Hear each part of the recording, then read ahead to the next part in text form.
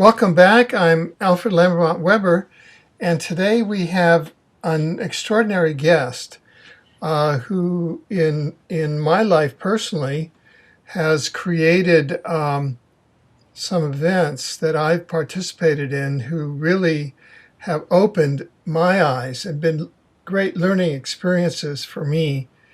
And this is Mark Passio of Inner Philadelphia, Pennsylvania, and who's the creator, along with other deep friends and allies, of the Free Your Mind Conference. Welcome, Mark.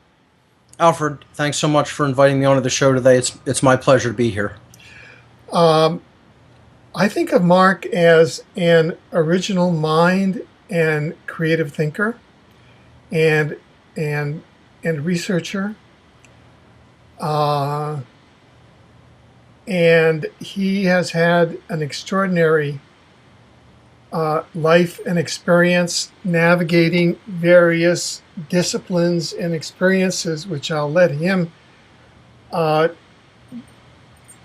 describe to you.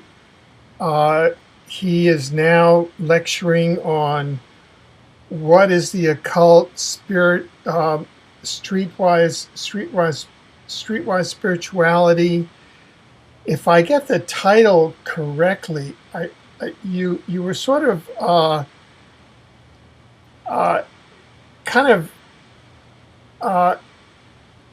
letting people know what the New Age is really about, right? Yeah, in a kind of a little bit of a harsh way. That's why I kind of tempered it and made it into streetwise spirituality. Okay. The original title for that seminar or lecture was New Age Bullshit. Yeah. But I've been talking about the subtle deceptions that are contained in much of the New Age movement in some of my seminars. Also talking about some of the good things contained within it if people just know how to exercise some discernment and understand, how there are some things that, take certain concepts too far and create a subtle deception. But I've been lecturing on those types of topics for a while now. And could you tell us what actually got you up to the now? What got you to Sure. this field? What got you to bring together the tremendous expose, which for me, I didn't know quite the in-depth detail of the Luciferic roots of the United States of America. So that was quite a revelation to me to attend the Free Your Mind conference. What got Sure. you all into that? Yeah, I have quite an interesting background. I grew up in what you might call a standard South Philadelphian Catholic background. My family, Italian-American family in South Philadelphia, standard upbringing. And, my family isn't the kind of people that really question things and, try to challenge the status quo, you might say. They're generally the kind of people who go along to get along, not what I would call overtly bad human beings, but just don't really question things too much, don't really strive to live outside the established paradigm. So in my youth, I was kind of given that cultural programming, and I didn't really question it very much when I was young. I kind of accepted the standard, well, this is what our parents were taught, and so, this is what we teach our children, and that's what my parents and grandparents did for me, essentially. So, they handed down a lot of the cultural dogma, the cultural paradigm, their religious dogma, very much so, although I wouldn't call them any kind of strict religionists by anybody's standards. Just people who, as I said, don't really question the status quo or the received reality as, put forward by, the powers that be. So in my late grade school and early high school years, I really began to question a lot of these dogmatic belief systems that I had been kind of culturally indoctrinated into by my family, my parents, my teachers, etc. And because I really lacked a great deal of the knowledge required to understand religion as a, cross-cultural comparative framework, And I didn't understand astrotheology at the time. I didn't understand really essentially what religion was because I did not understand astrotheology. Lacking that frame of reference, when I started to come on to the understanding of it as a controlled paradigm, as a control system, to kind of stop people from looking into other areas of inquiry and stop them from really realizing the deep control system, the mind control system that the people of this planet are under. My questioning of my early religious indoctrination kind of lacked a certain perspective, and it didn't go in a positive direction. Instead, what happened is my questioning turned into extreme anger. And I kind of perceived it as, well, I was lied to and not given the facts, not given the information that I required or needed when I was younger, and kind of went down a pathway of lies. And so what I did in that lack of knowledge is, and in that anger, is I gravitated to what I considered to be, what I sought out to be, the antithesis of those religious frameworks or that religious background.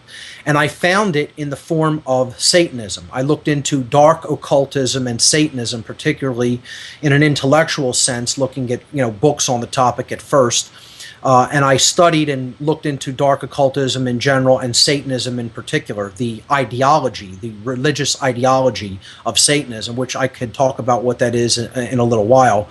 But to wrap up the background, I basically started espousing Satanic ideology and putting it out there through writing in different fanzines and magazines and in music in different bands that I was in my youth.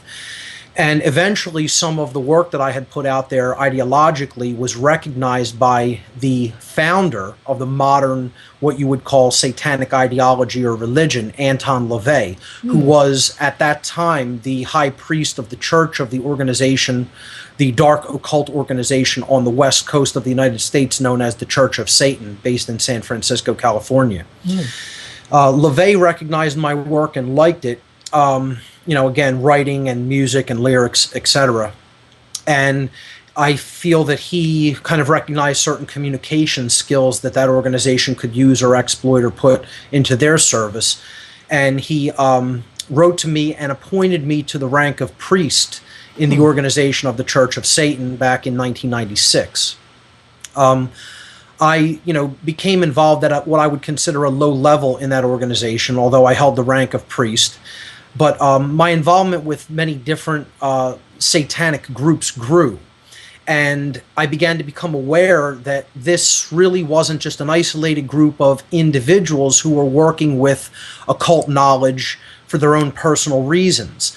It was actually a very eclectic array of people from every walk of life and every cultural and social institution on the face of the earth that was working together in sort of a very tight-knit way for common goals, for an agenda, a very directed and specific agenda. They were comprised of people from politics, banking, law enforcement, military, media, entertainment, education, medicine, technology, you name the sector of human endeavor, you name the cultural or social institution. And there were people who held high-level positions of influence and power in those institutions involved with Satanism. And as I said, they were not working separately. They were working together toward a common goal, which was to increase their own collective power as a group entity at the expense of everyone else's freedom, at the expense of everyone else's rights, at the expense of everyone else's wealth, and anything else that they could take from people to forward themselves and hold other people in thrall and hold other people in check. So when that awareness dawned on me, because again, my reasons for even looking into the occult were backlash against the religious indoctrination I had received, combined with my own egoic will or my egoic mindset, my ego-based mindset at the time to want personal influence or power over others. If you could get that in a psychological way, in an ideological way, if you understood things about the human psyche that other people didn't understand, and that's kind of like what some of this ideology promised. They call it the left-hand path. You hoard knowledge, you study things that other people don't understand, otherwise known as the occult, that knowledge which is hidden from other people. That's all the word occult means, is hidden. And in accruing and sequestering that knowledge from others, you gain a tactical power advantage over them because they lack that framework and they're open to manipulation of all kinds. So, of all sorts. So, that's what I thought the dark occult was in general when I was first looking into it. It was a personal tool. I didn't really understand the extent to which it was an organized group of people at the highest levels of power of social institutions that was essentially using that knowledge to enslave.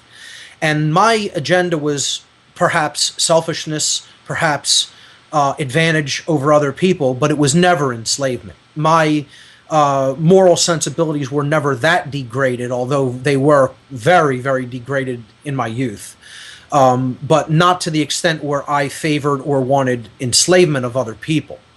So my conscience wouldn't allow me to proceed any further, and I started to take a step back and started to, realize how these lower level satanic organizations, these grottos as they called them, were really operating as what you might call psychological vetting systems or psychological filtration systems. What these lower level groups that I had become involved with, and I just don't want people to get the idea that I had become involved in any kind of real super high up level dark occult organizations. It's not like I was a member of the Bohemian Club or Bohemian Grove or, what people might term the Illuminati or the high level elites, or high level dark Luciferian groups. This was Satanism at a level that interfaced with the public. And what I feel that they were doing was interfacing with the public in order to psychologically vet certain people, to look for certain psychological characteristics that they were looking for, namely people who were on what you might call the brink of secondary psychopathy, who had psychopathic tendencies, but maybe were not full-blown psychopaths, who would basically follow their orders and do what they were told for promises of power or influence. And, they were psychological filtration systems. They were looking for people with a certain mindset and certain characteristics and skill sets, particularly communication skill sets, I felt, which is why I think they, kind of took me under their wing and groomed me for a time. Right. Could I ask you this? Because I'm not familiar with Satanism. Okay. Is there a worship component to it? Kind of religious component where people go into reverie and incantation and manifest either Satan or diabolical entities to help them in this dimension? My answer to that would be no in the traditional religious sense of that line of questioning. I would say that they have an archetypal idea that they put up on a pedestal. I don't think you would use the term worship. Their God is the ego, is the deeply entrenched ego. Okay. Or the kind of organized Satanism that I was a member of or involved with. Many people will hear that I was involved in the Church of Satan and they think it's a very innocuous group. And in the large amount of their membership, I would say that it is. It's just people who are like myself who kind of agree ideologically with some of its main tenets, but they don't understand how this ideology is really running this planet. It is the ideology of the people who are really in power in this planet, on this planet right now. So part of the problem is that the general population doesn't understand what Satanism really is. They have an idea of what they think that it is, and they have people who are, giving them some ideas of what it is, namely like Hollywood scripts and movies and things like that, or fictional allegories or fictional works of literature. But they have not really read anything dealing with the actual ideology of what Satanism, modern Satanism, really is. And it's very different than what most people think that it is, in the sense that it's not the worship of the Christian archetypal entity of the devil or Satan. This is used as a trapping, or used as an archetypal figure to basically represent the adversary or the opposer of the godlike state of mind, or holiness, or a moral code, a moral tradition, something to that effect.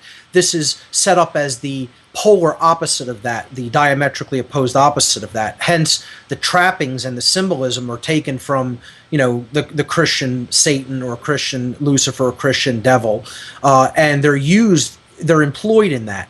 The rituals that they use are largely psychodramatic, and they're for energy transference. They do believe in energy transference and the manipulation of subtle energies. So they call that magic, or left-hand path magic, and it is quite real to them. And I could talk about their idea of the concept of a mastermind, which was also used in certain grottos that I attended.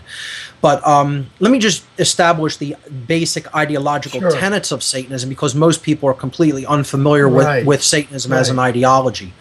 The first overall tenet is the self is higher than anything else. There is no force that's higher than the self, and as such, since the self is essentially, or the ego is essentially the god of this quote-unquote religion, self-preservation becomes its highest aspiration, its highest goal, its highest law.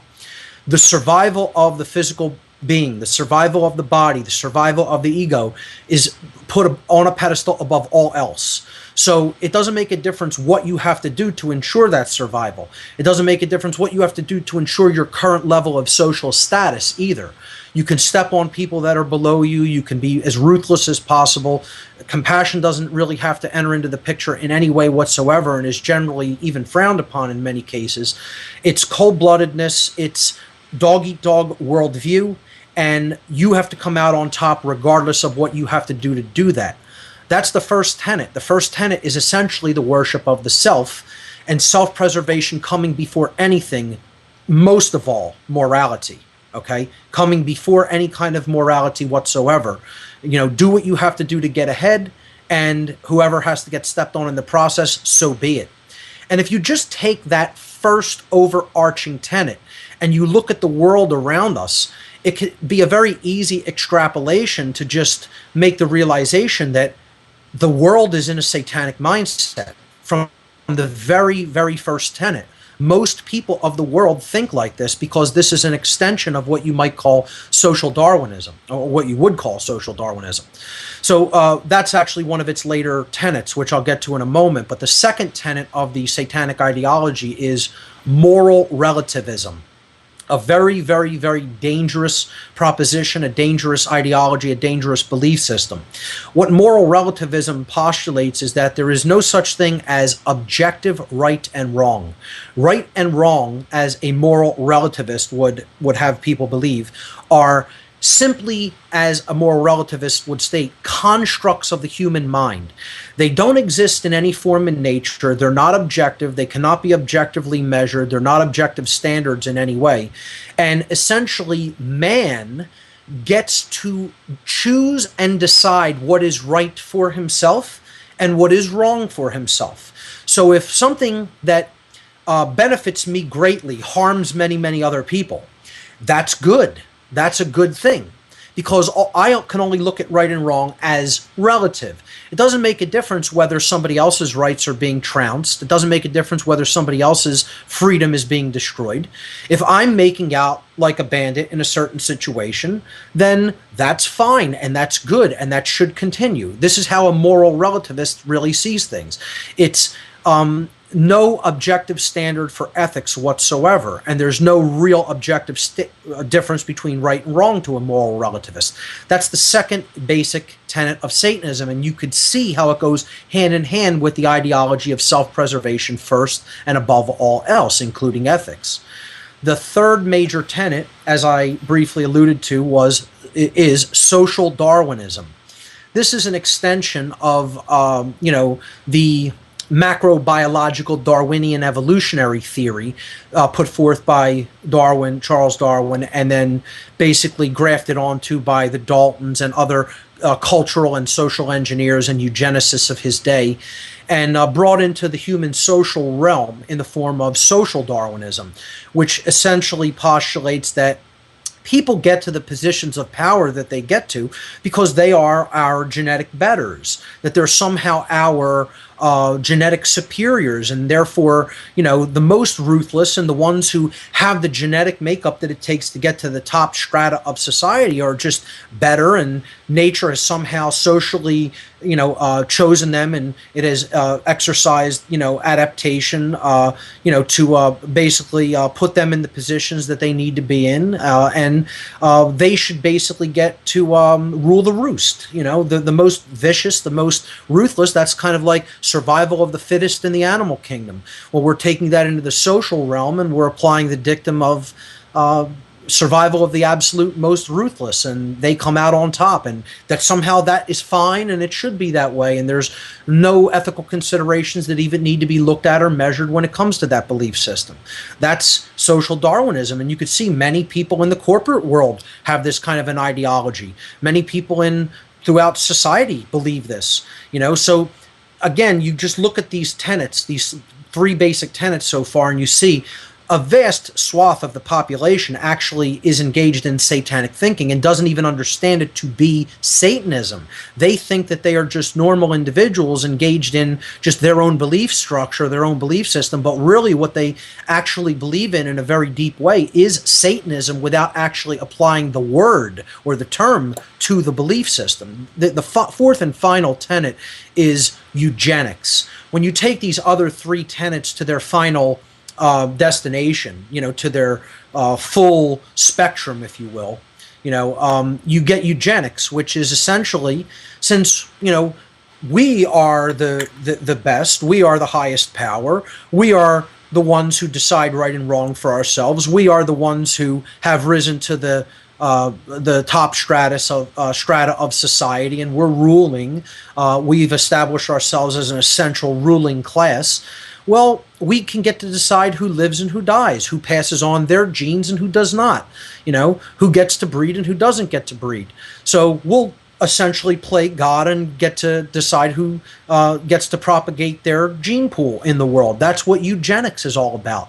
And you put these four tenets together and you have a basic ideological framework for what the quote-unquote religion, or ideology as I would simply call it, of Satanism is. I do feel that it is a religion in the classical and traditional sense of the word. If we go down to the etymological root of religion and know that it comes from the Latin relegare, which means to hold back or to thwart from forward progress. A false religion will thwart someone from forward progress in consciousness and true evolution in their being and in their morality and in their moral understanding. So in that sense, I do feel Satanism, modern ideological Satanism, is most certainly a dark and false religion. Right. If I compare at least a number of the qualities there, say with even modern sociological or psychological criteria, they would fall in the sociopathic or even psychopathic column. Absolutely. Is that something that you feel, or? I feel psychopaths are running these institutions. I feel that psychopaths are running this religion. I think that they're looking for other people with psychopathic tendencies and characteristics psychologically, hallmarks of what I would call secondary psychopathy. I think primary psychopaths just naturally gravitate to these kinds of positions of power, positions in government, positions where they have some level of control over other individuals, where their decisions are affecting greatly the lives of other individuals, and therefore they naturally gravitate to a lot of these social institutions and occult organizations like this. So absolutely, psychopathy is a huge part of this. And as I said, it's a psychological vetting system and filtration system to try to interface with the public, identify secondarily psychopathic individuals who have a lot of skill sets that they could exploit toward their benefit in their agenda. Absolutely. So you were saying that at some point you came to a level of awareness. Yes. Could you go on with that? Yeah, that's a perfect segue. That's exactly what I wanted to get into talking about. I wasn't what I would consider a secondary psychopath at the time that I got involved in the dark occult. I probably would have gone full-blown into secondary psychopathy at some point in the future had not my life taken the reverse course that it eventually did. I consider that I had what I would call sociopathic tendencies or psychopathic tendencies, but I don't think it ever blossomed into full bore secondary psychopathy because I still had a modicum of conscience and an ethical code, an ethical standard. And again, as I said, I may have wanted influence and control over my fellow man in my very ignorant and egoic mind state at the time, but slavery was never something that I was ever about, ever. So when I realized that what this agenda truly was about human slavery and keeping humanity under slavery indefinitely, my conscience that was left in me, the amount of conscience that I still had left in me, would not allow me to proceed with my involvement with these organizations. And when I vocalized that, there was no backlash at all. There was no outcry, no backlash. When I vocalized it to some of the people in slightly higher level positions within these organizations and grottos, as they call them, that's what they call their coven systems, grottos, there was no desire to see me stay. It was, okay, little boy, are you through now? And there's the door, and don't let it hit you on the rear end on the way out, because you think we need you. We already have the world. We already have the world under control. We own this place. You know, we're the owners and keepers of this place. You know, we were going to let you in on that, you know, and you think we need you for that? We already have that and maintain that. You know, we were grooming you to take up your position in that hierarchical structure, in that institutional level of control. So they were just like, you don't want to be a part of that? Well, goodbye and good riddance to you. You know, it was no concern whatsoever. Absolutely no concern with what I could do, what I could expose. As a matter of fact, one of them actually specifically said to me, go ahead and tell anybody what you think you know about how this works, how we operate, what we do, the level of control we have over the entire, you know, the entire culture. They said, not only will not they accept it from you, will they not understand or accept it from you, if we came forward and told people how we're in power, they would not grasp it or understand it coming from us if we told them exactly who we are and how we do it. They said that's how much perfect mind control we have these people under. So one of these individuals actually said to me, go and bang your head against a cinder block wall for the rest of your natural life. You will accomplish nothing. Essentially, you're throwing away your life by going and trying to speak to the profane cattle, the profane human hordes, and they're not going to want to hear what you have to say, and they're not going to want to listen, and go do your worst. That was the sentiment that was echoed to me repeatedly by people. And when I left, there was no communication, never any other communication, no attempt to bring me back into their fold whatsoever. It was as if I never existed, as if I ceased to exist. Right, and there was no attempt to retaliate against you. None whatsoever. Because I think they look at that as that would be validation of what I'm saying. They don't want to bring any attention to my message, certainly. But in many ways, they don't consider it a threat whatsoever because they realize they have such tight control over people's minds in a general sense, Not all minds, quite certainly. There are people who are free of their mind control, but they're few and far between. Yeah. And most people still believe in this lower level ideology, what I call, kind of give it a funny term. I call it mini me Satanism, like in that Austin Powers movie, Dr. Evil, the Yeah. big version of it makes his little clone variant, and it's a lower level. Yeah. Mini me. So mini me Satanism is what the public has accepted as their own ideology. Self-preservation above all else. Me, me, me, me, me. I have to come first. Screw everybody else. Dog eat dog world. You got to do what you can to, step over the next guy, and be first in line, so to speak. Moral relativism, forget a moral standard, forget objective morality. It's whatever's good for me is good, whatever's bad for my immediate situation is bad and I want no part of, And then social Darwinism, people really believe, oh, well, hey, if these people came out to the top of the pecking order, maybe they deserve it somehow. Maybe, that's just the natural order of things, that you hear this idea of that this is the natural order, and all it is essentially Satanism in a nutshell. That's all it is. And this is what people really believe deep down in their minds and hearts. And as long as the general population accepts a watered down, or what I call mini me variant of the higher level satanic ideology that's really controlling the world, they will always be enslaved. Until the mindset changes, the paradigm that we witness out in the external reality cannot change. That's very interesting. Now, what in that view, which I find very compelling, what, for example, is the function of these, all of these kind of upper theater people, from Prince William to all the president of the United States to rock stars going, all the Satan symbols like this. They're all flashing that. Why do they do that? I would say that's more of simply a gesture that, they're showing off that, hey, we're involved, and, we are letting people know who we are. Many of them will term this the externalization of the ruling hierarchy, the externalization of the ruling class, quote unquote, elite hierarchy. Many of them want to come out in the open and just project who they are out in people's face and say, we are your owners, we are your masters, we are your rulers. There's nothing you could do about it because we have all the wealth, we have all the influence, we have all the power. And essentially, as long as there's people who are willing to do our bidding and follow orders and take a paycheck to essentially destroy other people's rights and freedom, we will forever own you.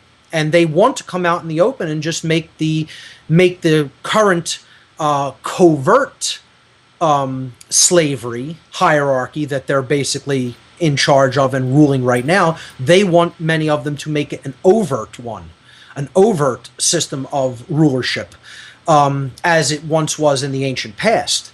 There's nothing new about this system of slavery. It has existed since humanity has existed. The difference is right now it's covert. And they don't want it to be covert. They want it to go back to the old way of being out in the open, in your face, and with that class as kingship, in the new feudalism. They want a neo-feudalism worldwide hierarchy, a worldwide agenda of neo-feudalism, and they want their small social strata to be essentially the king of that new neo-feudal society. And I would say a lot of the symbolism that they're putting in society, a lot of the symbolism they're putting in pop culture and art and music, etc., is to essentially taunt people and say, we could bring this right out in the open in your face, and you still can't see it. The sheep, the cattle, as they call them, the dead. They call people the dead, by the way.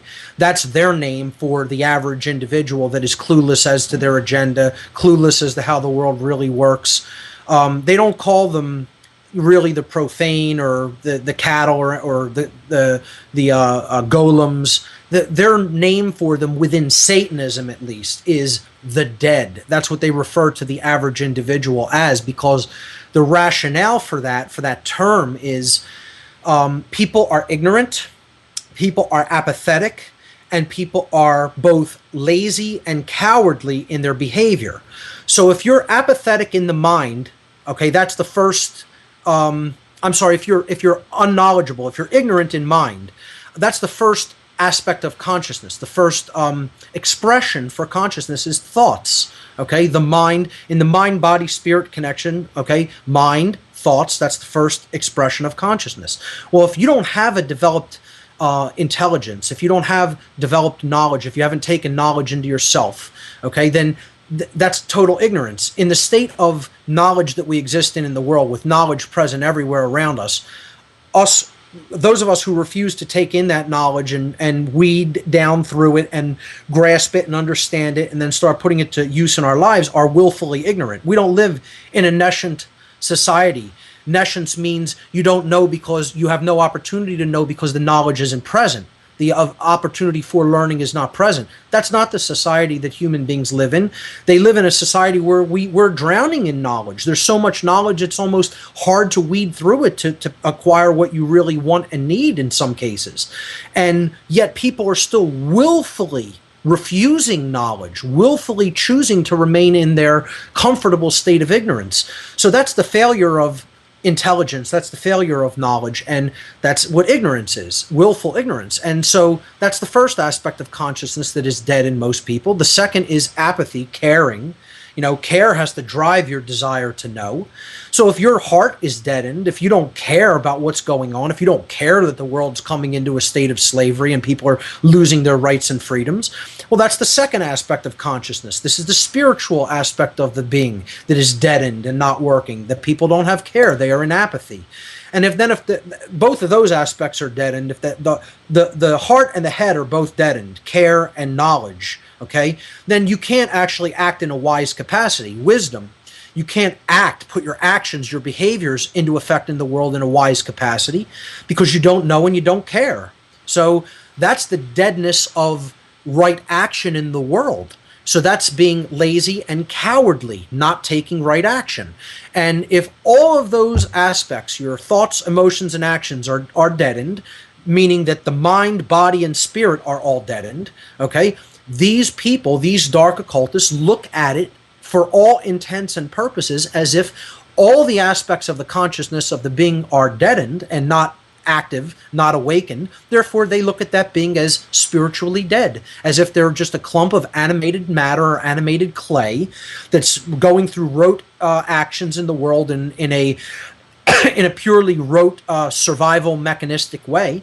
And yet they're essentially a dead being to them. So they look at all the things that they're doing to people in the world as, well, we're not even doing this to real people, to live people. We're doing this to the dead, which is what they call the average person who is not intelligent, or in other words, completely willfully ignorant of the situation all around them, apathetic. They don't have the spiritual or heart-based intelligence active within them, or care, in other words, and they're lazy and cowardly. They don't really act in the proper right way in the world to rectify all the injustices and all the violence that we see all around us. So if all three of those aspects are dead, they look at it as the being is dead, and therefore they're doing something to a being that is really not really truly spiritually animated, and they look at it, well, we don't really have too much moral culpability for what we do to these people because they don't know what we're really doing. They don't care about what we're doing, and they're not going to lift a finger to stop us. And so they just look at it like we could do whatever we want, and in many ways I can't disagree with their assessment. I disagree with their motives. I disagree with their plan. I disagree with what they are doing.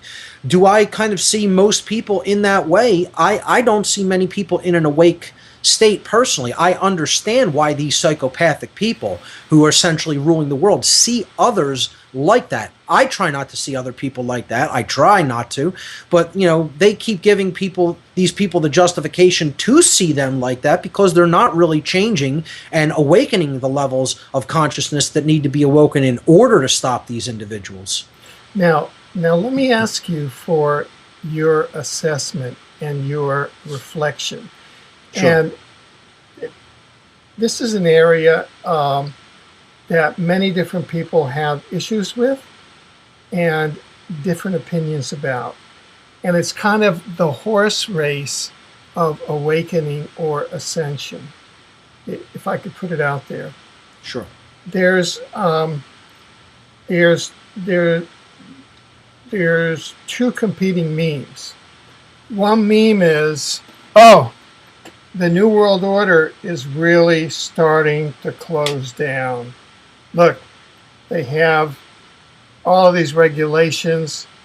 They can shoot you on the spot in a vaccination. They've taken away all of our rights.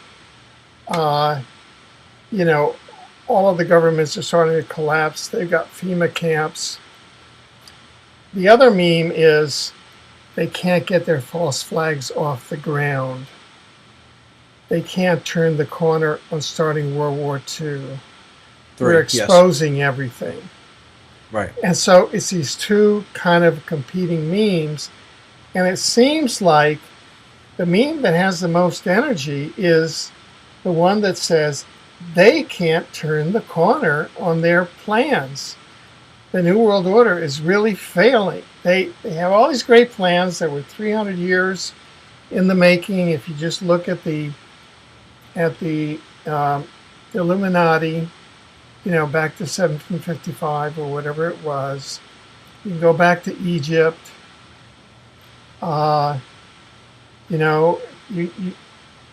can go back to the operational level, with the assassination of Kennedy, with the post-World War II, the Nazification, but they're not turning the corner. Right. They can't get these false flags off the ground, and it looks like the human spirit is really winning, and that we're in 2014, and by 2024 we're going to have cleared out this planet. I'm kind of asserting the maximum of that meme now, and we're going to have a cleared out planet. We're going to be landing paradise on Earth. How do you come down in that kind of tug of war of memes? I would probably say I fall somewhere in the middle of it, because while I don't think everything is doom and gloom, I don't necessarily see a mass awakening occurring. I think that it is true what you're saying. Their false flag efforts are not working to the extent that they once did, because we're exposing the concept to people, and they're kind of starting on the verge of beginning to understand how that works, that psychological ploy or framework or battle tactic, if you will, that psychological warfare tactic. So I do think that their plans have been somewhat slowed by the exposure that many researchers have brought to bear and the knowledge that they've distributed. So that's a good and encouraging sign.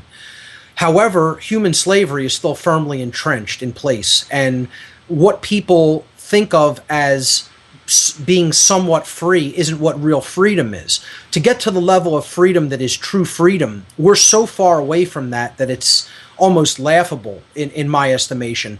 People are so far away from understanding what it means to truly live in harmony with moral law, or what I call natural law, that we're almost in the kind of polar antithesis of what it really means to live in accordance with those natural laws of morality and conscience.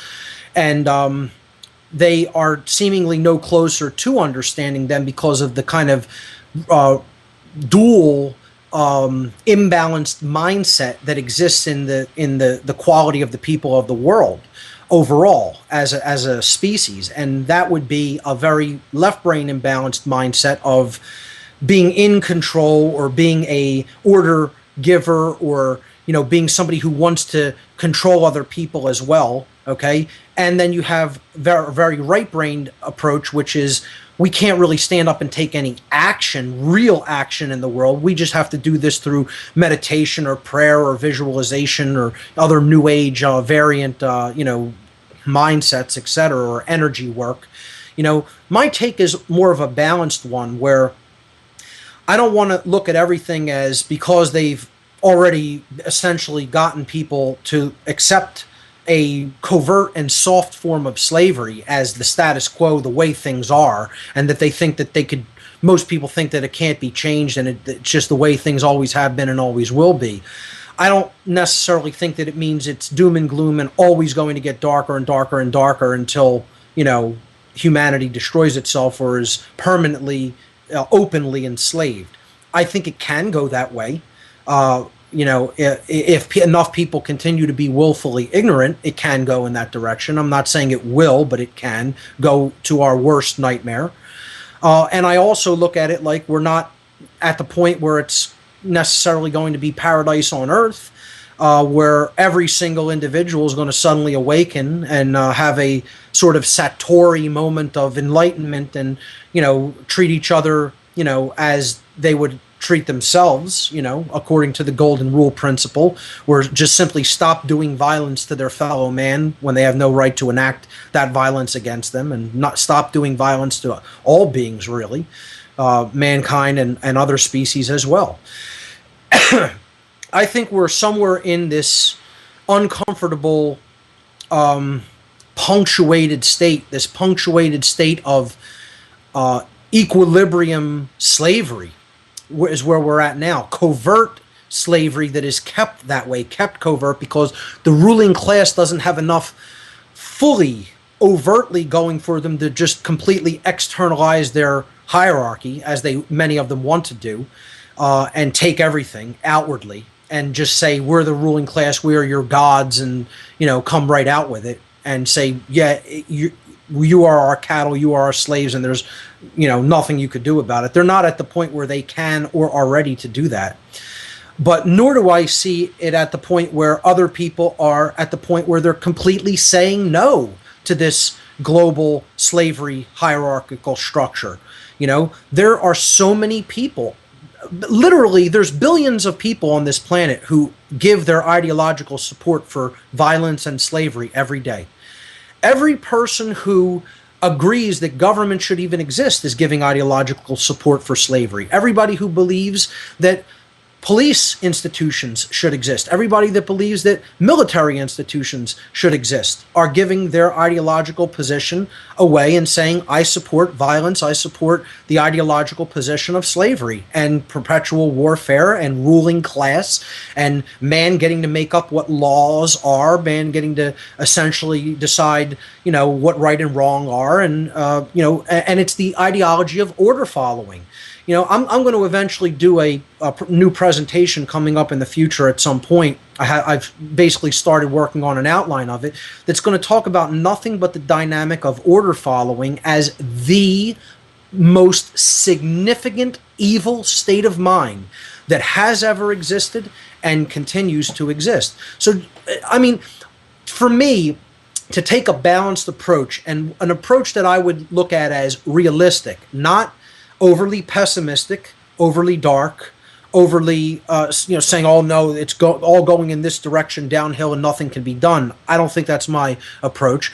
Nor saying God is totally on our side and everybody's consciousness is elevating at unbelievable rapid acceleration rates, and there's going to be paradise here next week, and we're going to be in a extrastellar civilization and totally enlightened state of consciousness next month. I don't think that way either. I think we're in a really punctuated struggle that is going to last a long time, possibly, if we don't destroy ourselves in this process. But if you just look at the dynamic realistically, I try to look at it realistically in a numbers sense. I do believe numbers are going to be required to tilt this dynamic one way or another. And just think about the numbers of order followers that exist worldwide. The amount of people who are told what they should do and do it without actually ever questioning that entire paradigm or way of existence, that way of life. How many people actually say on a day-to-day basis in taking the next action that they're going to take, I have thought this action fully through and know fully, because I know within myself the actual difference between right and wrong behavior, and I am myself willfully choosing right action over wrong action in this instance because I fully know the difference between those two dynamics. I would say it's a paltry handful of people worldwide. If I really were honest and in a very honest dynamic, thinking about that, how many people really truly know deep down inside themselves the moral difference between right and wrong behavior fully know it, not a belief system, know it fully, and can say, I am following no one else's orders or even suggestions. I know it for myself. Knowledge, it's not my belief system.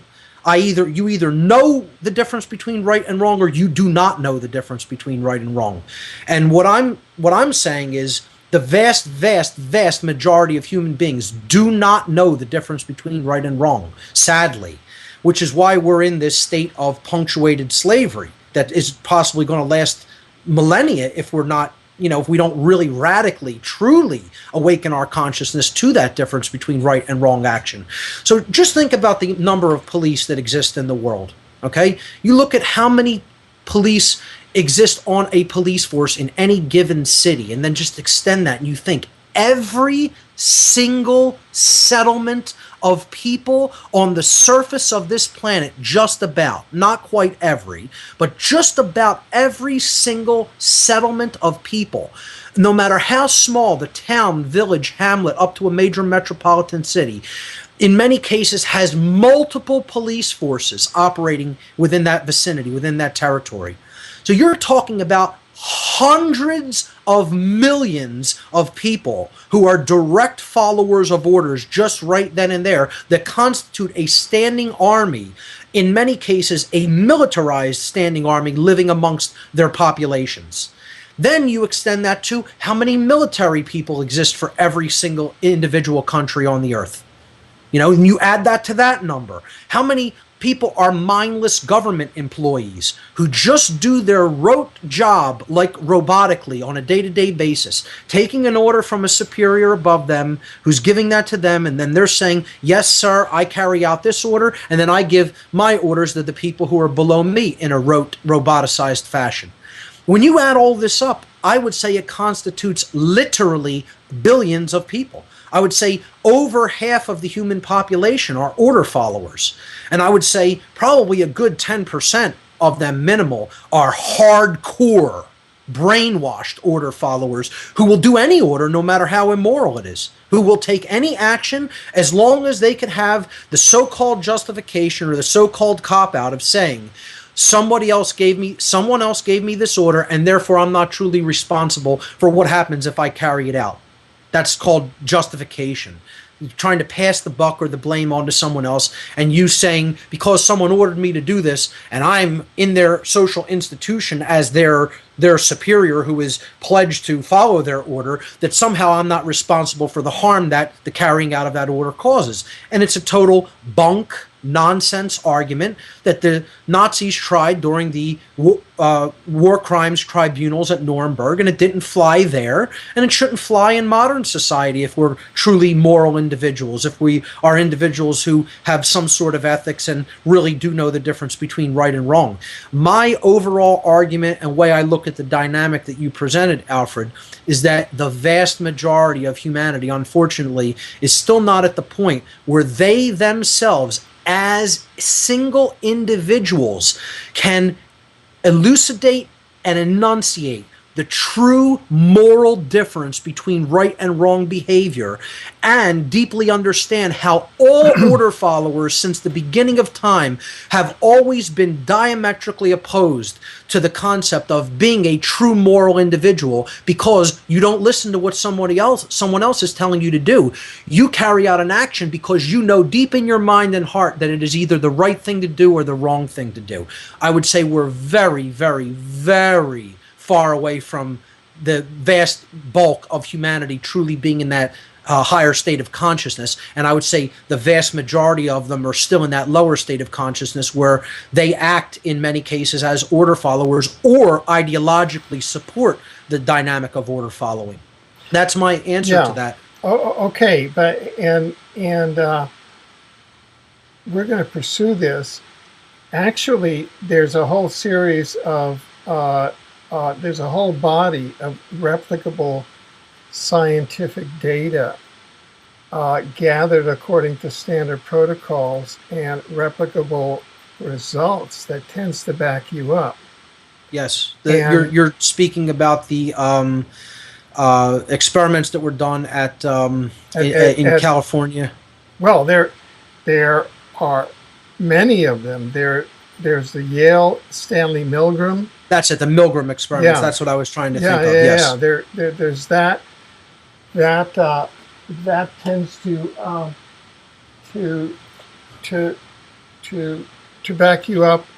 I just finished a book in which I spent a lot of time. I know that this is in the esoteric realm, but there are now researchers who use who use standard protocols to deal with on a replicable basis, so they can, and there are over 7,000 cases of them, and with the interlife memories of souls in the interlife.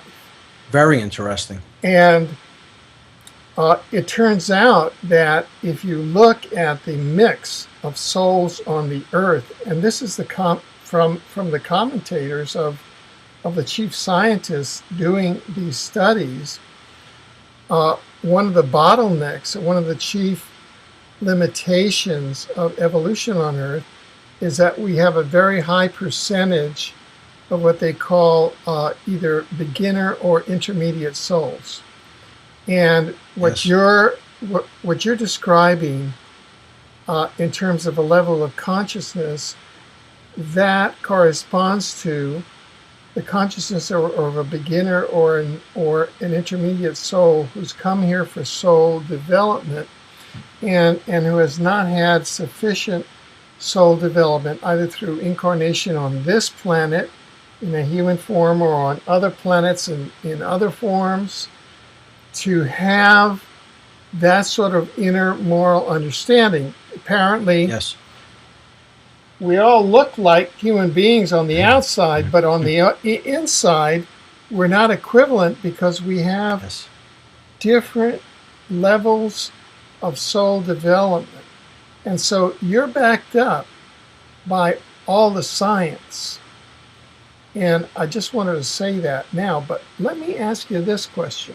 Alfred, the studies you're talking about, I'd really like you to send some of that research, because I Yeah, haven't specifically looked at that, but I definitely agree with what it seems that the conclusions that yeah, they have yeah, come yeah. to regarding that. That sounds like really fascinating Sure. reading. Well, yeah, yeah. What I'm going to do is I will get your address and I'll send you a copy of my book, Oh, awesome. the Dimensional Ecology of the Omniverse, and you will see it there, because that begins to show how tough the question is, and I think that you're really digging at this.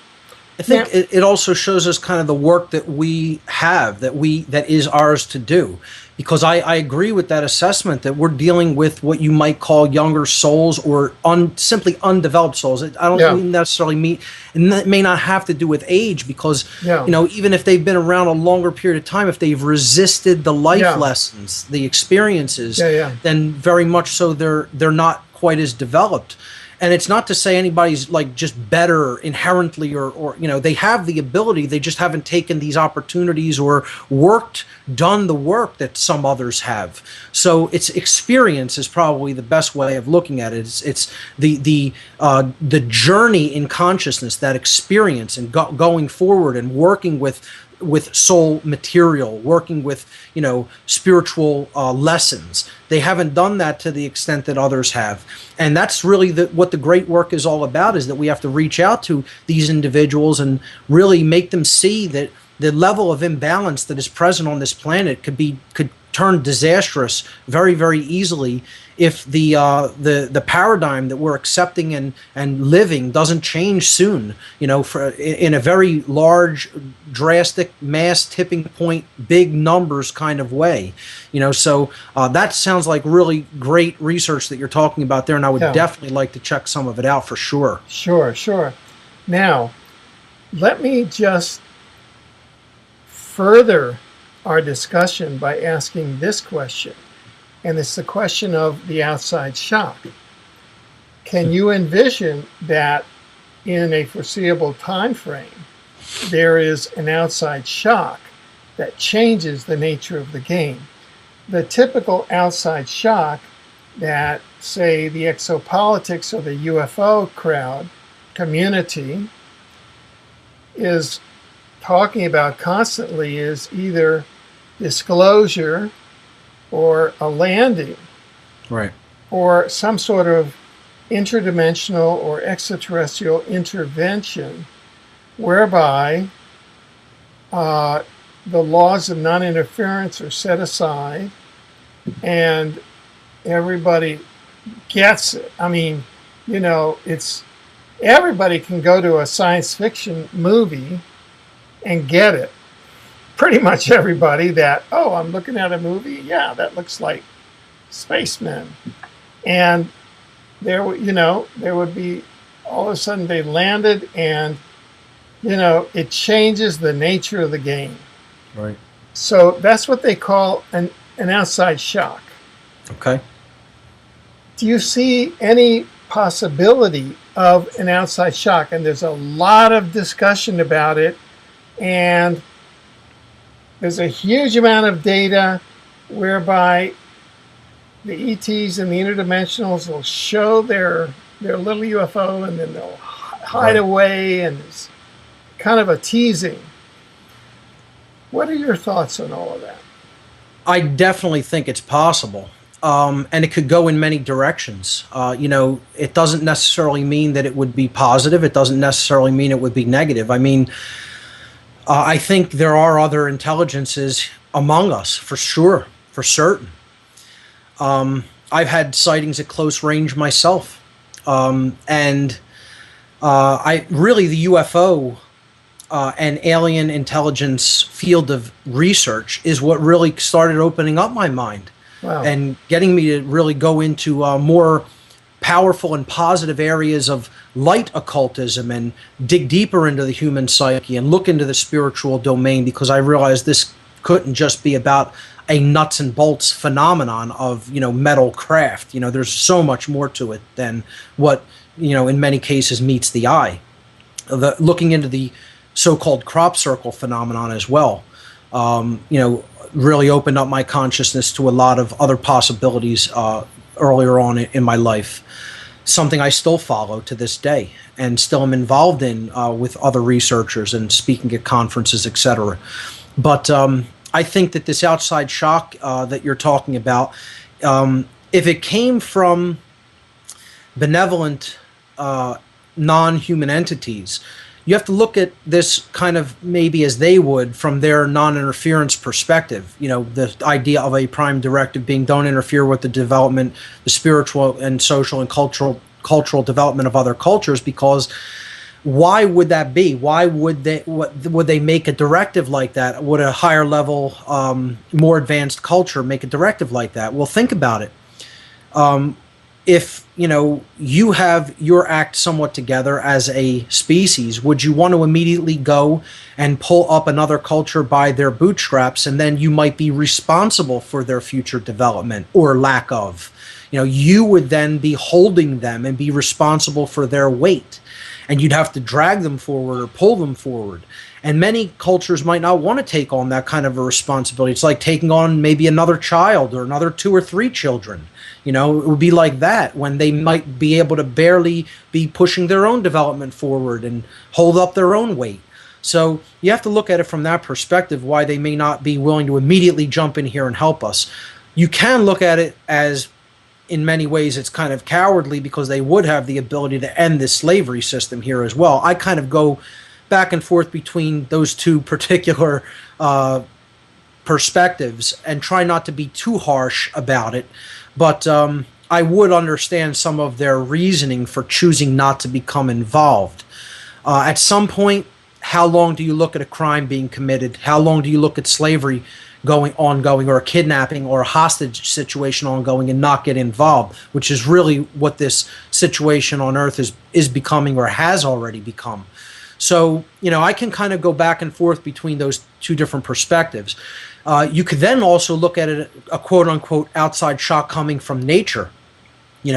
What if a Seifert central galactic explosion occurs, which we all, most, not all, but most cosmologists tend to have arrived at the conclusion that we do live in what is known as a Seifert galaxy, named after the astronomer Seifert, who the kind of galaxy that term was coined after, which basically means that there's a huge central, massive central mass at the middle of certain galaxies that tends to erupt and blow off a large amount of mass and gamma radiation and cosmic rays and dust out toward the spiral arms, and has a gravitational effect associated with that.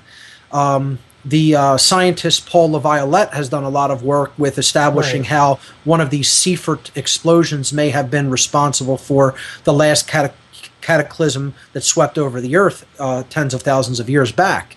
So we could see an event like that.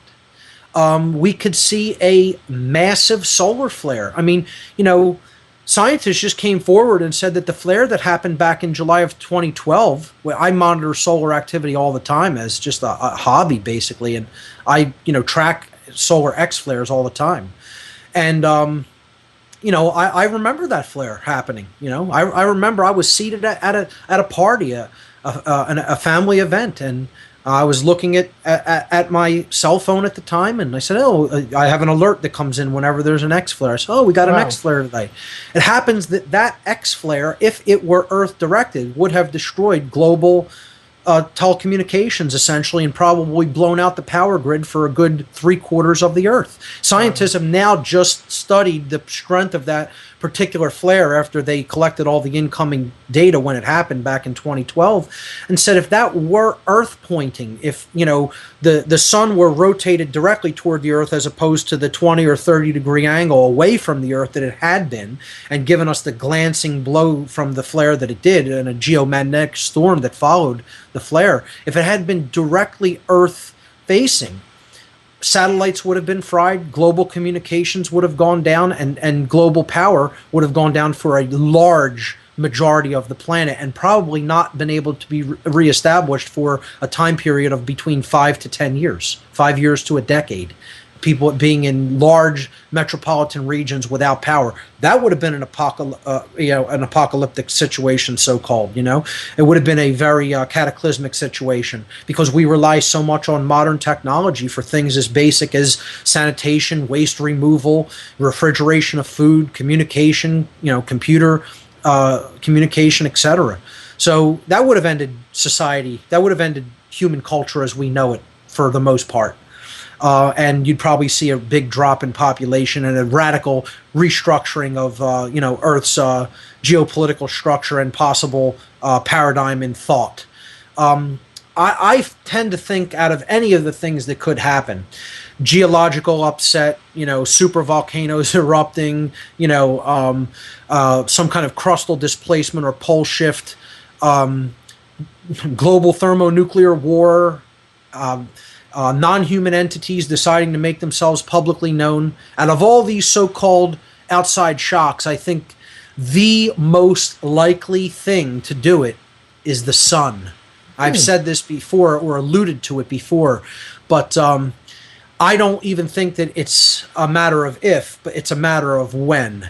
The sun puts out these flares on, generally a 13-year cycle of a solar maximum, then a minimum, returning back to a maximum. And it's just a matter of time before one of these X flares directly strikes the Earth and does damage on a scale like these scientists think would have occurred had this X flare hit in 2012. And we avoided it this time, but our infrastructure is ancient, it's out of date. They want to keep it in place to keep the hegemony that they enjoy going. They don't want true free energy technology. They have a completely unshielded electrical grid, unshielded satellites, certainly not to the extent that could take an impact like that from the sun. And it's just a matter of time before, our stagnation in that regard, because The global oil cartels don't want us really having true free energy and free electricity, etc. And free energy sustainable boxes that can simply be put on a person's house, for very low cost and maintained at next to no cost. They don't want that technology coming forward, so therefore it's only a matter of time before the sun does this to us. I think that's the most likely outside shock that I see, and I don't think these cultures will have to step in necessarily at that point. Things could degrade very rapidly into kind of social chaos at that point, but as the saying goes, ordo ab chaos.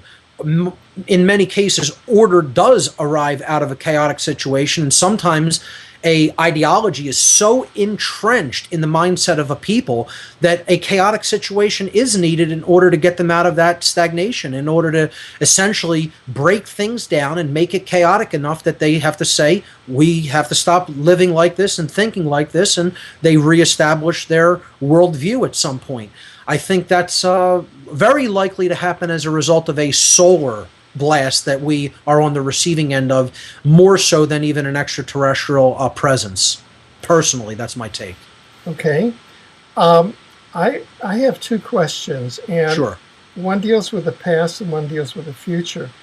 I'd like to go back into the past and ask you a question that deals with what was covered at the Free Your Mind Conference extensively, because the Free Your Mind Conference was located right at the epicenter of where the United States of America was founded. Yes. Very beautiful areas, the Quaker Meeting House, the other city halls there, or the original Independence Hall, and Yes. you can talk about that. But it was revealed in a series of groundbreaking lectures, and I wonder if you could speak more to it, that the founding fathers were actually what they call mound gritters, Yes. and that these were built on mounds, but also that they were Luciferians. Did I get that correctly? Yeah, well, No, well, could you just sort of bring us up to Sure. date on You're what alluding exactly to what Ross they were? Ben's material Yes, that he yes, brought right. forward at Free Your Mind too, which Yeah. was really a great lecture. Yeah. And I don't necessarily agree with all of the conclusions that were brought Yeah. forward with Ross's research, but I do agree that the presentation was phenomenal, and a lot of great information was brought to bear regarding the mounds, their locations, their possible purposes. I kind of have a different take on some of the founders than Ross's conclusions that he arrived at in his presentation, where he sees them as that they were doing something to essentially lock down energies and keep things the way that they kind of are. I look at it more, first of all, that these were not the builders of these mounds. Okay, these mounds Right. existed in the United States long before these yeah. people came here, and he does talk about that they're older structures. Yeah. They were more like the caretakers of these mounds in some ways, and those who came to this country after the founders began to take charge of some of these mounds and then degrade their energies. I personally, my take, which is different than Ross's on this particular aspect of the mounds, is that the original founders of this country that did study the mounds, okay, particularly people like George Washington who studied them, and really alluded to them even as late as Lincoln. Lincoln studied a lot of these, and he studied the people who were buried in many of them, because these, in many cases, were burial mounds. In England, they call a lot of these mounds barrows, or barrows, I should say. It's where the term barrow as a town comes from. It's a burial place of often a prominent figure. For example, Marlborough, okay, a town in England. It's the burial place of Merlin, Merlin. So that's what the name barrow or barrow actually comes from a burial mound. Lincoln is often quoted as referencing these mounds in interviews and newspaper articles from back in the 1800s, and he talked about a race of giants that actually built these mounds out in the open. It was commonly known. The settlers of this country found thousands of skeletal remains of often 9-foot tall creatures that could have been our Nephilim ancestors, that could have been beings that were directly connected with the race of non-human entities that came here and essentially created our species.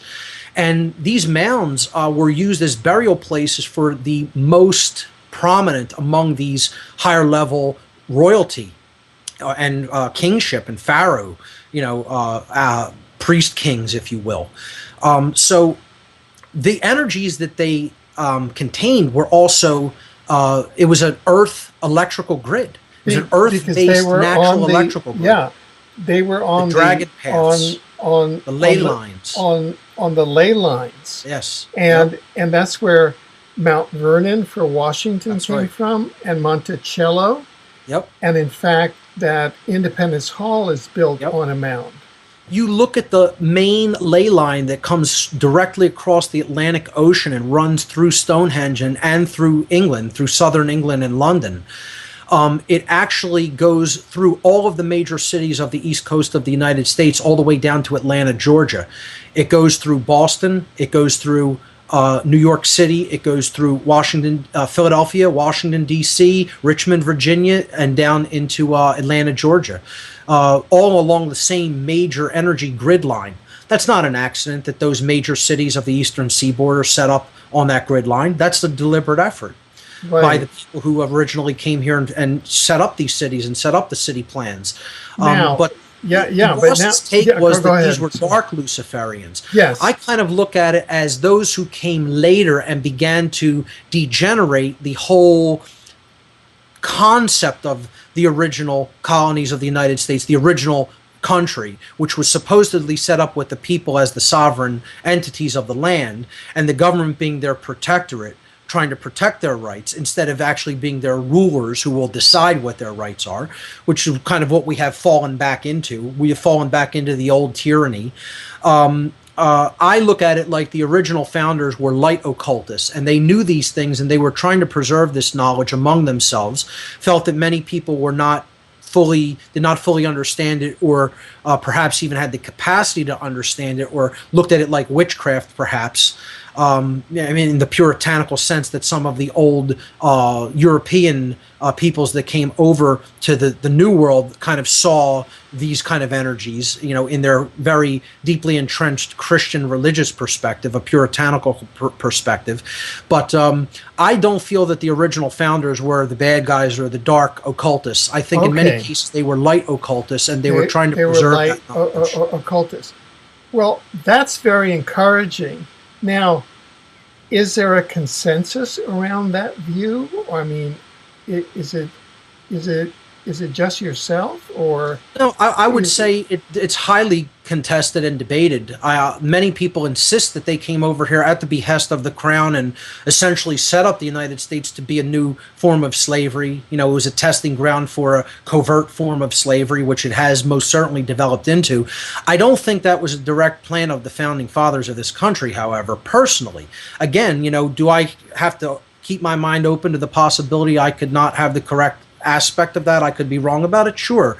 But if you really study these people's writings and you kind of get a feel for their minds and a feel for their hearts, their writings are extraordinary, and they were obviously aware of so much more than just the ostensible, practiced religions of their day. They were very well-read individuals. They obviously had a very broad base of knowledge. They had come from older sources of knowledge and older texts that were brought from Europe. And they knew of the occult. They knew about its operation, particularly the founders, Washington, Jefferson, Franklin, of course, who I would consider a gray occultist, who maybe have trod along the dark path a bit and also on the light path. They weren't holy men. They were people who were wrestling with a lot of different issues simultaneously. They made mistakes. They didn't get enlightenment 100% fully, completely. They in many cases didn't want to extend 100% total freedom to people based on certain race or sex or whatever. So they looked at it as like something that was individual to maybe the white male. In many cases, I can't I can't say that that was the right or moral thing to continue. Many of the people of the North, when the Declaration of Independence was being signed, wanted to strike down the practice of keeping black slaves in the colonies right then and there. With the Declaration, there were many anti-slavery clauses added by Jefferson, and a lot of the southern states who were relying on black slavery as a huge workforce effort in their trade and their trade negotiations with England and other countries at the time, bringing slaves over from the Ivory Coast, were so vehemently opposed to it that they threatened to walk out of the Declaration of Independence talks and just let it die in committee. Without even signing it or ratifying it, if they did not strike out the anti-slavery clauses. So you have a lot of different competing dynamics and competing levels of consciousness. This is what I think a lot of people lack the understanding of when it comes to some of the founding fathers. You had many of them who were very enlightened, like someone like Thomas Paine, who gets marginalized in history because of how enlightened this man was. How he really understood it was all a big control system. He wanted anarchy. He wanted people to live their lives with no control, as sovereign entities, as nature intended, and just let the chips fall where they may. And if they stood on their own, they stood on their own. And if chaos happened, then it happened. Which is why I respect him more than any of the others combined, probably. He wanted there to be a Declaration of Independence. Let it stand at that. We are free beings. Don't come over here and try to reconquer us, or you'll be met with resistance. Period. And that's how I think it should have been. I think we started degenerating back into slavery the moment the Constitution came back into the picture and a government was set up here. It should have been left at, let's abolish this form of old world slavery and not have any new world slavery in the form of another government that's only going to rise in strength and numbers and power until they claim everybody's rights, as they essentially have. Not completely, but it's largely most of the way there. So there were different founders that had different perspectives, and many of them have had different knowledge. And then you had people who did want to bring it back into the rulership of the old world. People advocating a king in this country. People advocating a central bank, which was never really something that the founders intended. Look at how much.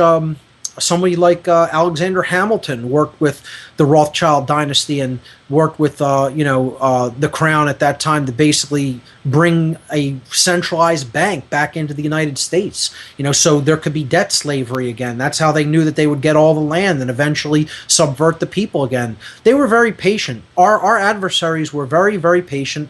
They have a long view and a long plan. Their agenda spans multiple generations and multiple lifetimes, and they're willing to wait 100, 200, 300, 400 years to get done what they want to get done, because they're playing chess. And, at this point, humanity's barely playing checkers because they have these very unidimensional approaches. We have to understand even the dynamic of the people who founded this country. It was a complexity. In many cases, it was an enigma, and there were many different agendas going on simultaneously. With that having been said, I think the main founding fathers of this country were generally good individuals who weren't all the way enlightened. I wish they would have been more enlightened, but they wanted a modicum of freedom for the people of this land and tried to put a mechanism into place to preserve that. It clearly has not succeeded, and we need to go beyond their level of consciousness by a lot and understand that all forms of government are slavery, all forms of taxation are slavery.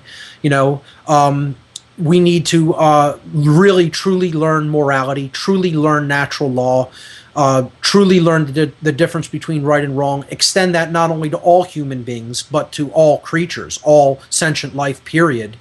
And when we do that, then we're going to experience real freedom. And, then we're going to be able to go out into the universe and join up with other cultures and other species and do things we can scarcely even imagine, let alone dream of right now.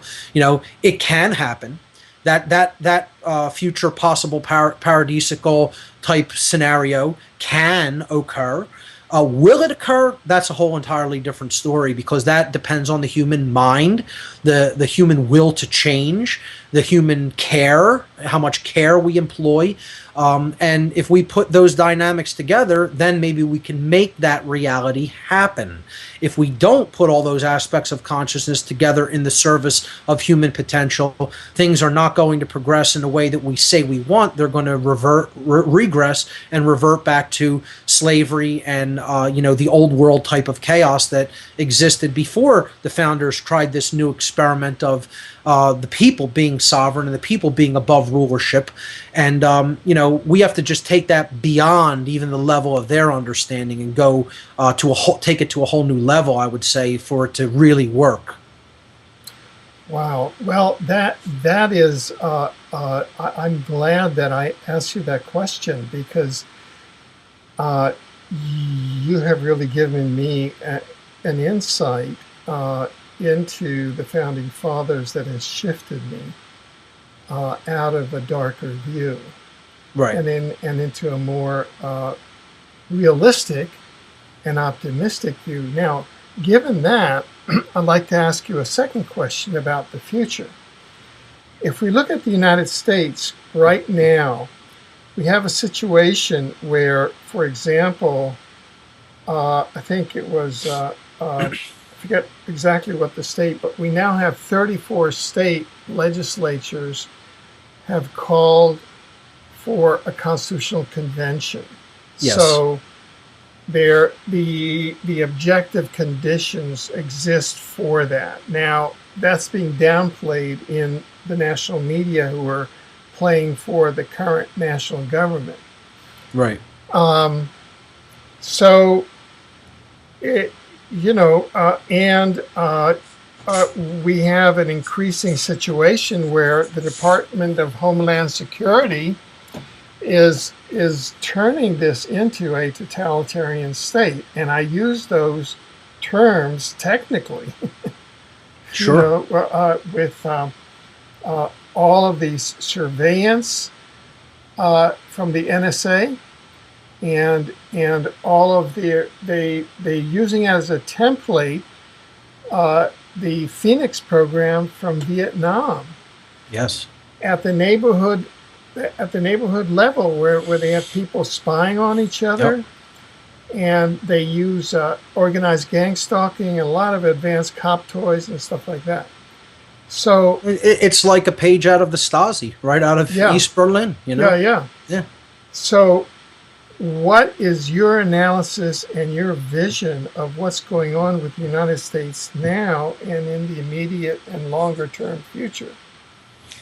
Well, regarding these constitutional conventions that they want to call, I don't particularly see it as a very good idea. I think the original Constitution, as much as I don't necessarily agree with it from a total enlightenment perspective, at least attempted to constrain the government to perform 18 tasks that it entrusted it with, none of which was really getting involved in any kind of a deep level with people's lives, aside from collecting taxation, which I certainly don't agree with. But the 18 things that are the enumerated powers in Article 1, Section 8 of the Constitution was there to totally restrain government to only performing certain tasks. It was never intended to grow into the monster that it has, certainly not without amendments to do those things, which the amendment process was made very difficult to achieve a consensus, because you'd have to have such a majority consensus. That's the reason that amendment process was made difficult, because you didn't want to amend, the founders didn't want the Constitution amended for light reasons. So I think there was some level of intelligence in how they structured the Constitution in order to essentially have it keep a rein on government if it were followed, that being the big caveat. I don't think they pictured people's complete lack of knowledge about how the Constitution was supposed to be structured and enforced, and how they were so readily willing to give it up if the slightest danger came about. So you have these false flag events, or you have these perceived threats, and people just say, oh, well, throw the Constitution out the window. We need our protection. We need people to come in and fix this situation for us. It doesn't make a difference if it violates the Constitution or people's rights. I don't think the founders really understood that America would plunge into such a fearful manipulatable mindset, I should say, as we have. So they envisioned the Constitution being in effect and working for as long as it was followed. Okay, for it being followed. If it's not being followed, it's essentially ineffective. So to draft a new one when we already have one that simply isn't being followed isn't going to do that much good, as far as I'm concerned. And secondly, it's really continuing the old paradigm of there should still be government in place at all, and somehow it makes laws that people are bound to follow, whether or not those laws are in harmony with the laws of morality. The laws of morality are the only laws that need to exist, the only laws that can exist, that will exist, or that need to be followed, I should say. You look at, I look at laws as like this. You could write down all you want that during the day, on a cloudless day when the sun is shining brightly, the sky directly overhead is a hue of blue normally. Not when geoengineering is in full effect, of course, but all things being equal, the sky reflects a blue colored hue. So you could write down all you want that the sky is blue. It really doesn't change the fact that it is, and if you wrote down the sky is not blue during the day, it doesn't change the fact that it still is, and it still is refracting that frequency of light. So writing it down, all you can do is either be in harmony with what already is, or be completely wrong. Laws are the same way. You could write down someone is allowed to do this or is not allowed to do this, and either that action is already a right or it is already a wrong. Writing it down doesn't change any of it. So that's why I think all government is essentially ineffective and not needed. It's either a redundancy if it's in compliance with moral law, or it's something that no one can ever truly morally be held to account to enforce or obey if it is not in compliance with moral law. So I see it as irrelevant personally, and that's the level of consciousness I think people need to arrive at to understand what true freedom is really all about. I think only true anarchists really understand what true freedom ultimately is. The state of true freedom is the understanding of what true anarchy is, which does not mean no laws. It means no rulers. It does not mean no rules. There's always laws and rules to the universe. The universe is built on law. The universe is law in a natural sense.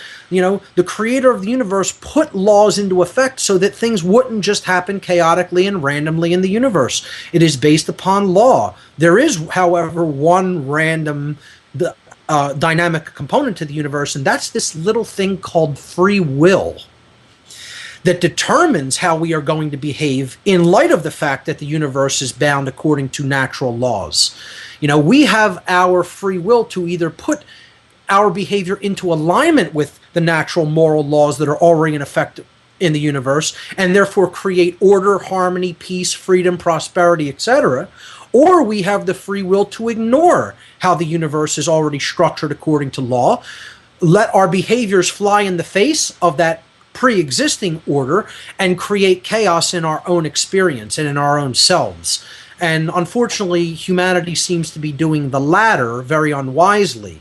That doesn't mean it has to continue along that route. We can understand natural law and then align our behavior according to it. If humanity, and particularly the people of the United States, which is what your question originally alluded to, align their behavior to the true moral laws of creation, we can totally turn this country around in a short order of time, as a matter of fact. If we continue to ignore these laws and we refuse to live in harmony with the laws of morality and what I call simply natural law, expect more chaos, expect more things to rapidly degrade, because there is a law in creation that has existed since long before humanity has ever existed and long after we will be gone or moved into another form. I call this the law of freedom, just to give it a name. It's not my concept, it just exists in nature. As morality of a particular sentient species increases, their freedom increases. As the morality of a species that has the capacity to understand moral law, okay, and conscience, as the morality of that species declines, however, slavery increases and their freedom declines. So this is how freedom is actually bound by universal law, if you could imagine it like that. It sounds like an oxymoron, or a statement that contradicts itself. Freedom is bound by law? Yes, it is. It is actually bound by a dynamic in nature that basically says, well, if a species behaves this way, okay, meaning they are very, very moral and they act in accordance with right, they respect their rights and they respect the rights of other beings, they will be gifted by the universe with more freedom to do what they will, as long as they are harming none and taking no one else's rights. We're not doing those things. We're not aligning our behavior right now at the current moment to those moral laws that are extant in the universe. That's why we're losing our freedom. That's the very why. That's the dynamic of why. Most people know that we're losing our freedom, but they don't know why. The reason why we're losing our freedom is because we're not a moral people. We're not a people who truly understand the difference between right and wrong behavior and choose the right over the wrong in every moment that they can choose the right over the wrong. We want to justify and follow orders, etc., and take the easy way out in most cases. And, the law of freedom works the opposite way. When a people become like that and they become immoral and they don't care about the difference between right and wrong, they go deeper and deeper into bondage. They go deeper into chains. And that's why this is happening with the people of the United States and, in fact, the people throughout the world. We need more morality, a deeper understanding of moral law, and then we will have more freedom, and not until. That's very profound, and I really want to thank you for sharing all of that with us. We're coming to the end of this segment. Is there some message that you would like to share with Sure. our viewers? Yes. Well, Alfred, the first thing I'd like to say is thank you so much for the work that you do and how you very clearly and simply put these concepts out to people and cover all the events and hidden information that you cover on your radio program, your blog, your YouTube channel. It's just absolutely brilliant work, and I thank you for doing it. Thank you. And we're gifted to have you on our side. So thanks you. first. And the second thing I'd like to say to the listening audience is, when you're hearing me talk about a lot of these concepts, you have to realize you can't get the gist of my work even in a 2-hour broadcast. You really have to take in a larger body of material that I've put out there. And I am working on a book. It's not out yet publicly. I'm working with an editor to make that happen over maybe the next 6 months or so. Oh, good. If all goes well. My first book will more likely than not be published by, I'm projecting, and please don't hold me to this firmly, but by probably the first quarter of 2015, if all goes well.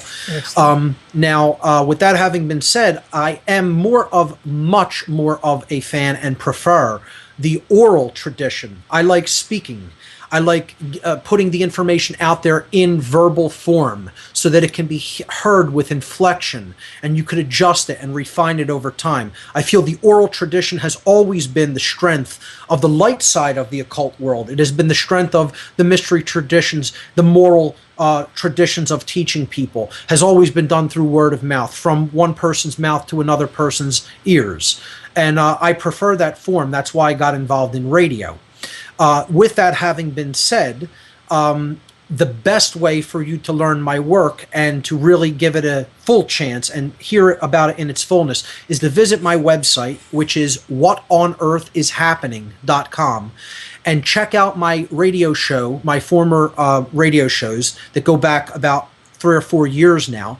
It's on the podcast page of the whatonearthishappening.com site. You go to the site, you click on the podcast tab, and then I highly recommend people to go back to number 1. You go back to the first podcast, which is on like the 4th page or something like that, 3rd or 4th page, and listen in order from number 1 forward, because it's a very large tapestry of interconnected information that is built in a stepwise progression. Like a building has to be built. You have to lay the the foundation first, then build on top of the solid foundation.